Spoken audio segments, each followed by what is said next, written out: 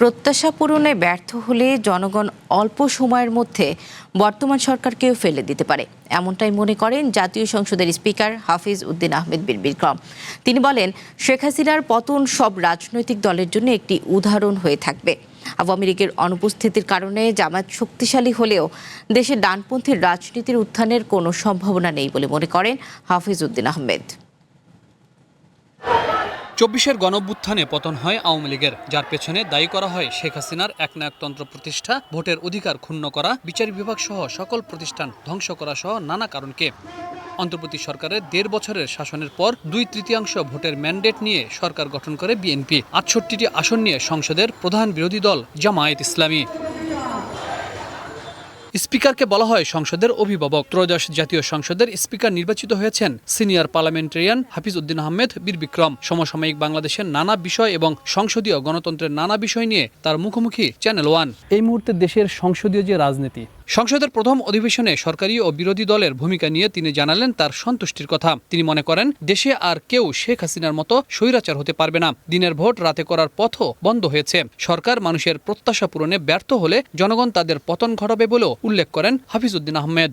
শেখ হাসিনার তার যে পরিণতি, এটি সকলের জন্য শিক্ষণীয়। যে জনগণের প্রতি বিশ্বাসঘাতকতা করলে, জনগণের চাওয়াকে, গণ আকাঙ্ক্ষাকে যদি মূল্য না দেওয়া হয়, তাহলে জনগণ এই সরকারকে অতি অল্প সময়ের মধ্যে বিতাড়িত করতে সক্ষম হবে। সুতরাং জন আকাঙ্ক্ষা বাস্তবায়ন ছাড়া সরকারের অন্য কোনো কাজ নেই।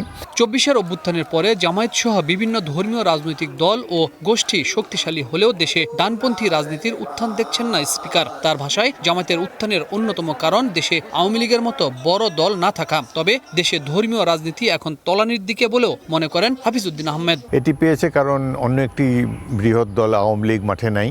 এর আগে যে অন্তর্বর্তীকালীন সরকার ক্ষমতায় ছিল, সেখানে জামাতের প্রভাব ছিল অনেক বেশি এবং সেই সরকারটি অনেক গুরুত্বপূর্ণ পদে তারা এই রাজনৈতিক দলটির প্রতিনিধিকে তারা গুরুত্বপূর্ণ ক্ষমতাসীনের জায়গায় তারা বসিয়েছে, যে কারণে তারা কিছুটা সিট অতীতের তুলনায় বেশি পেয়েছে। জাতীয় নাগরিক পার্টি এনসিপির ভবিষ্যৎ নিয়ে শঙ্কা প্রকাশ করে স্পিকার বলেন, জামায়াতের জোটে গিয়ে দলটি তাদের গ্রহণযোগ্যতা হারিয়েছে। অতীতে গণ অভ্যুত্থান আরও আমরা দেখেছি। গণ অভ্যুত্থানের পর ক্ষমতার হালুয়া রুটি ভাগের জন্য যারা সরকার পতন ঘটিয়েছে অতীতে, যাদের তৎপরতার ফলে এক নায়কের পতন হয়েছে, তারা এসে কেউ ক্ষমতার অংশ দাবি করেনি। কিন্তু এই এনসিপি দলটির যারা শীর্ষস্থানীয় নেতা, তারা ক্ষমতার প্রতি তাদের আগ্রহ অতিমাত্রায় বেশি দেখিয়েছে, যেটা সাধারণ জনগণ পছন্দ করেনি। সব কিছুর একটা বয়স প্রয়োজন, অভিজ্ঞতা প্রয়োজন। এনসিপির এই পরিণতির জন্য বিগত অন্তর্বর্তী সরকারকে দায়ী করে স্পিকার বলেন, ডক্টর ইউনূসের নেতৃত্বাধীন সরকার ব্যর্থ হয়েছে। অনেক সিদ্ধান্তই তারা ঠিকমতো নিতে পারেনি। ইউনূস সরকারকে আমি কোনো সফল সরকার মনে করি না। Habib Rahman, one news, Dhaka. এবং তারা কিছু কিছু খারাপ এক্সাম্পল বাংলাদেশে রেখে গিয়েছে।